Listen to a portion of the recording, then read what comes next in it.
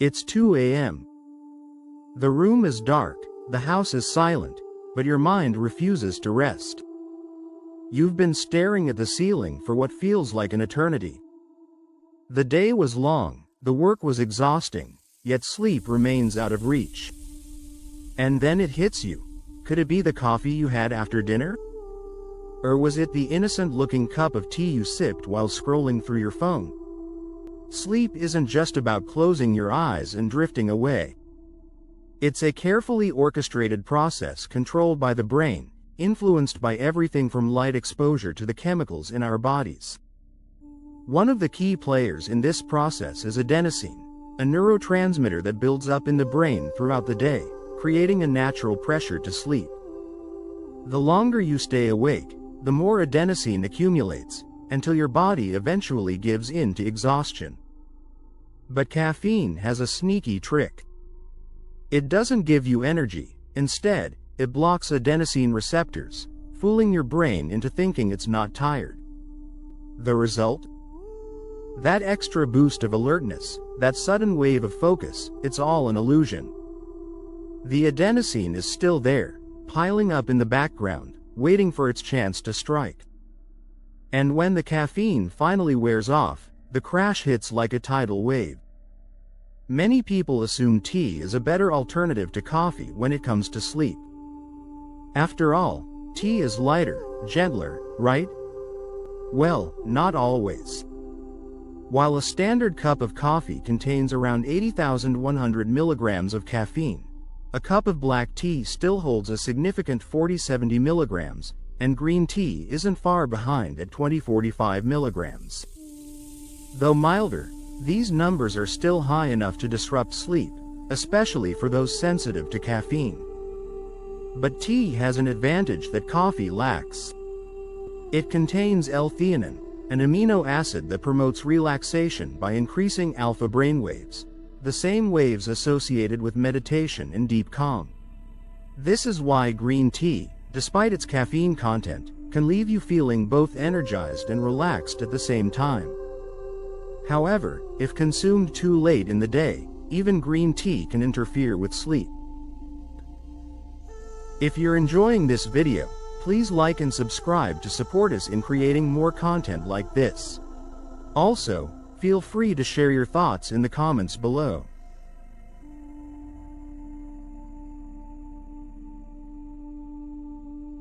The way caffeine affects sleep isn't the same for everyone. Some people can have an espresso after dinner and fall asleep with no problem, while others struggle to rest after an afternoon cup of tea. The reason? Genetics.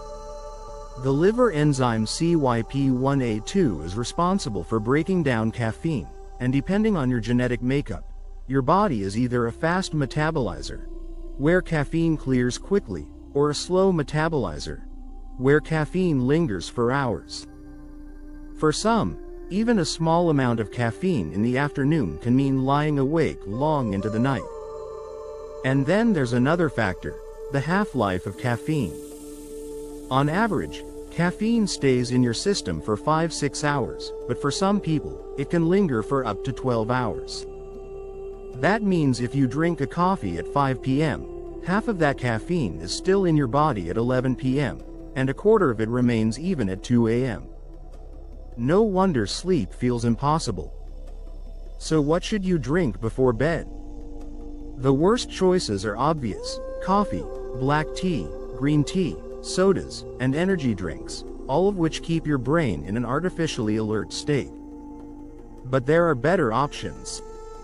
Herbal teas like chamomile, peppermint, and valerian root contain no caffeine and actually help promote relaxation.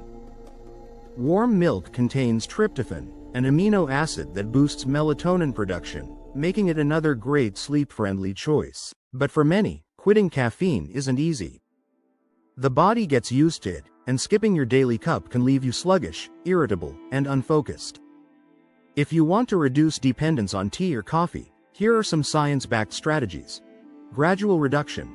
Instead of quitting abruptly, try replacing 1 cup per day with a lower caffeine option like half decaf coffee or green tea before switching to herbal tea or water. Hydration.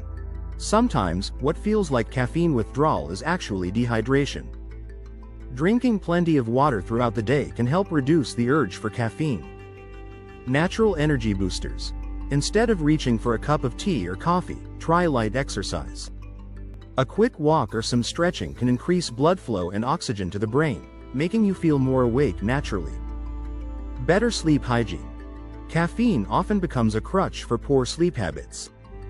By setting a consistent bedtime, reducing screen time before bed, and optimizing your sleep environment, you'll rely less on caffeine to function during the day. Healthy snacks. Blood sugar crashes can lead to tiredness, making caffeine tempting. Eating protein-rich snacks or fruits like bananas and almonds can provide a steady release of energy without disrupting sleep. If you're struggling with insomnia, caffeine might be the silent culprit. The best way to prevent it from interfering with sleep? Avoid it at least 6 hours before bedtime, or even earlier if you're sensitive.